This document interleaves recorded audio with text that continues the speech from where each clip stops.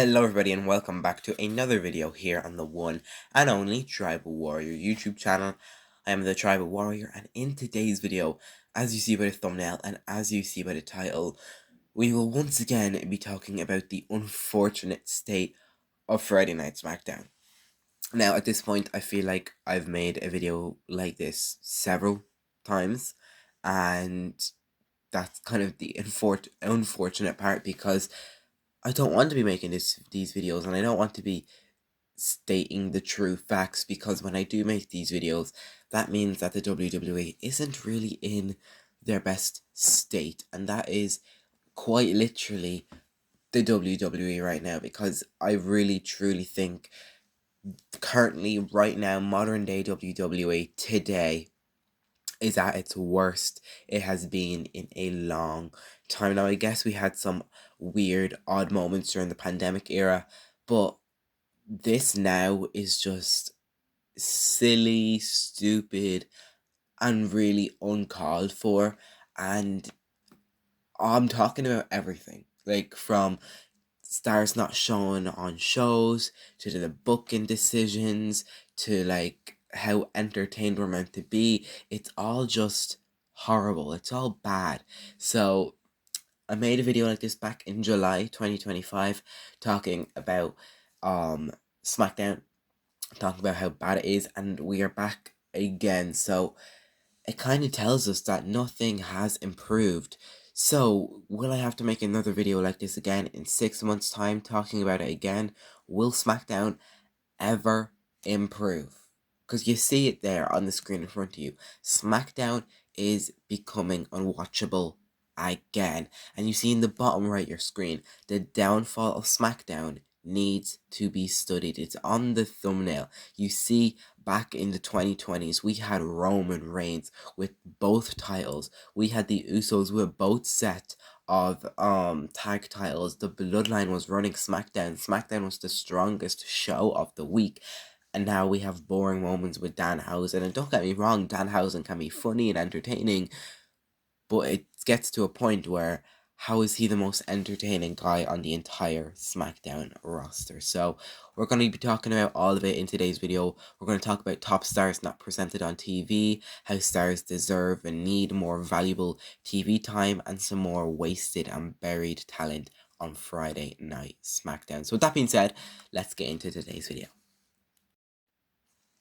So, of course, one of SmackDown's biggest issues is that the WWE has a full roster of talented wrestlers, but many of them just aren't getting enough television time to connect with us, to connect with the audience.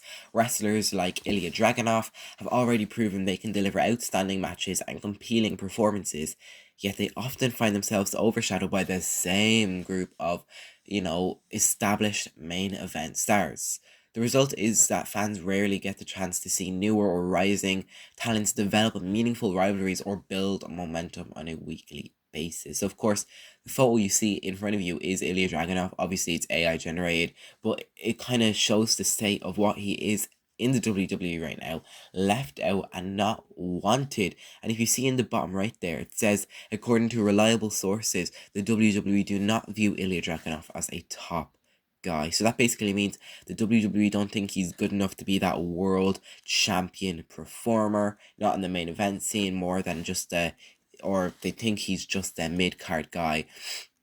And late last year, late 2025, we saw him in that mid-card title area picture, whatever you want to call it, and he was amazing in it. He was US champion, those amazing title defenses, and then after that, just before WrestleMania, he disappeared, and now we just don't want him all of a sudden. So that is honestly very, very upsetting. And obviously, look, I would love him as that top guy main event scene, but even if you really don't want to do that, okay, that's fine with me.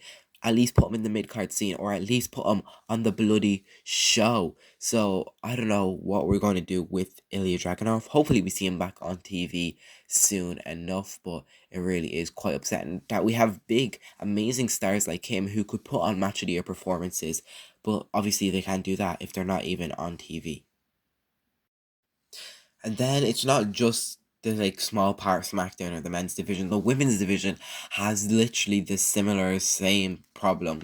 Julia course, blue hair on the right. She arrived with, high expectations and all the tools to become one of WWE's top stars. Like, when she signed with the WWE and NXT, she was amazing.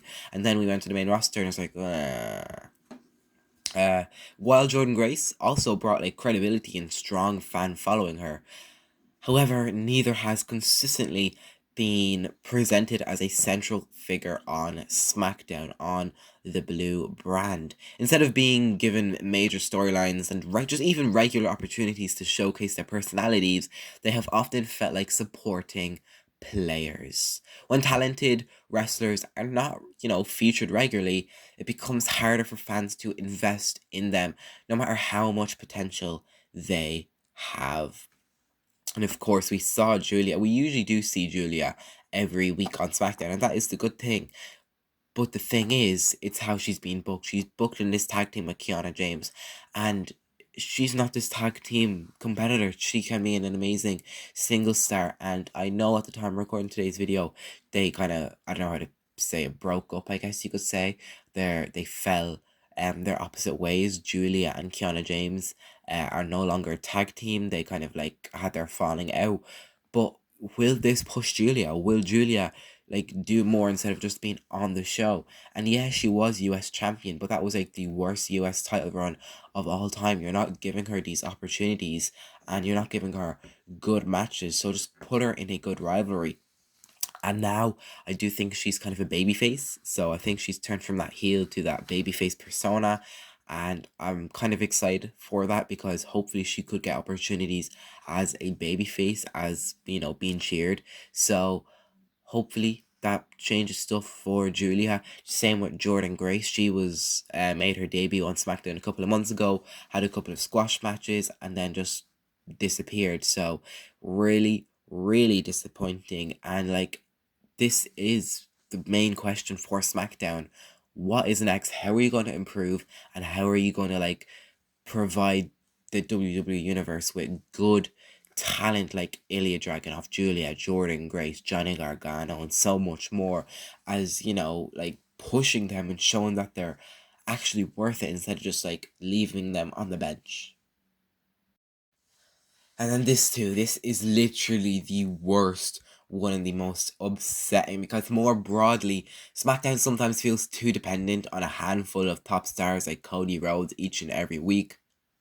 And top names, while much of the roster just sits on the sidelines.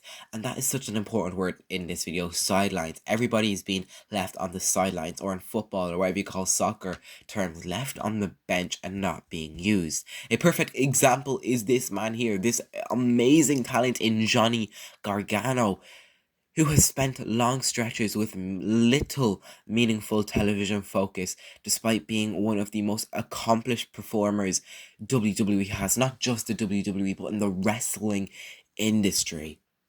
Johnny Gargano, he built his reputation through exceptional matches, strong storytelling, and a natural connection with the fans, with the WWE universe, and that's what you want.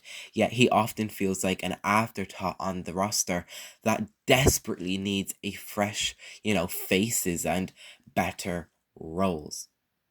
Whether someone agrees or disagrees with his booking, it's hard to argue that a talent of his caliber should be spending so much time in the background when SmackDown is searching for new stars to elevate. If we go back to the start of 2026, January, we had the 3 stages of hell match. Drew McIntyre, Cody Rhodes, WWE Championship. And when I was making my prediction for that match, in my predictions video, I was talking about the 3 stages of hell, the stipulation, and I went back like talking about every 3 stages of hell match there was. And there was one featuring Johnny Gargano. I don't know who he faced. It could have been Adam Cole or Ciampa. I'm not too sure.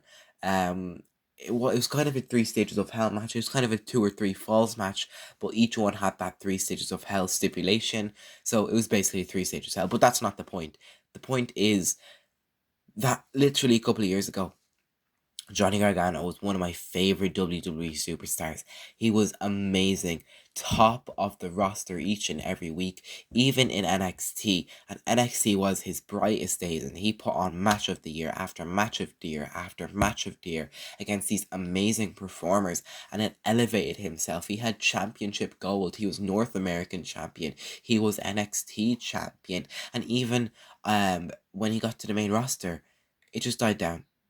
And I think that is the case with the WWE right now. You have an amazing run in NXT, then you go to the main roster and you're wasted. For example, look at Ricky Saints, look at Julia, look at Jordan Grace. Wasted and wasted and wasted, not getting these true opportunities they deserve. And you see it there. Amazing, talented performers are just getting wasted and buried for no reason. Now look at him on the right side. He's literally just lying backstage, literally lying backstage each and every week, doing nothing. And Candice LeRae as well. Like, I feel like people aren't talking about her. She's there too. She hasn't even done a single thing in flipping months. I don't remember last time she had a meaningful moment in the WWE. Probably when she was doing that thing with Nia Jax, which was obviously fun enough for her, at least give her TV time, but now literally nothing. I remember at Elimination Chamber last year, 2025 in Toronto, Canada, she was literally involved in a match with Trish Stratus, and now blew away. Look at the bottom right of your screen. The last time Johnny Gargano won a match on the main roster was in November 2025. It wasn't even a singles match, it was a tag match with Tommaso Ciampa. And now Tommaso Ciampa, he's left, he's gone to AEW. And it really hurts me to say this, but the best thing for Gargano and other people to do is leave. Leave the WWE and go to AEW, go to TNA, go to New Japan, go to GCW, go to the Indies, go somewhere, go to, I don't know, anywhere.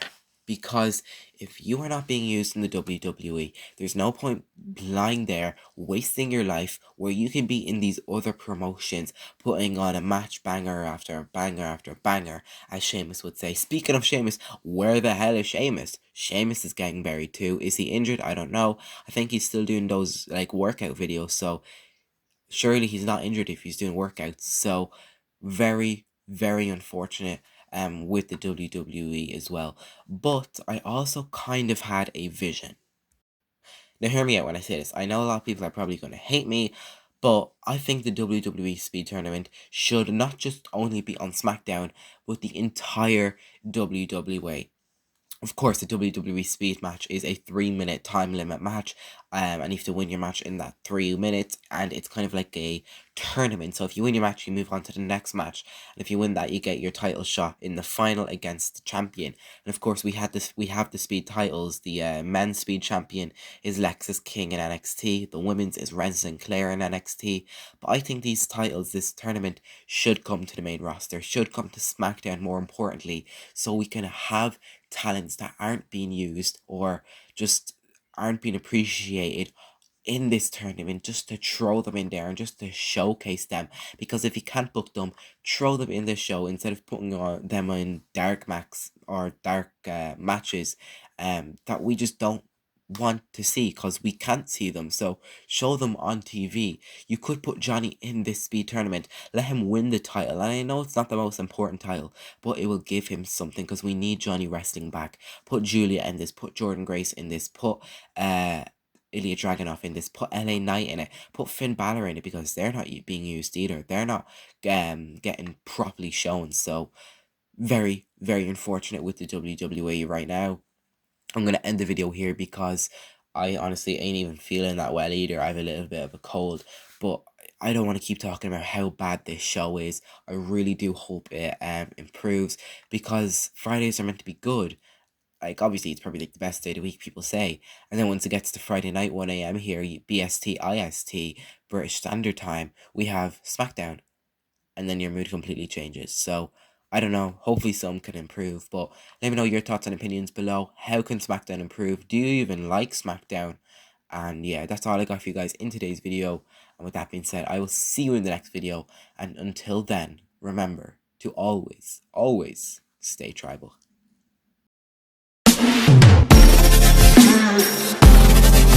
Bye.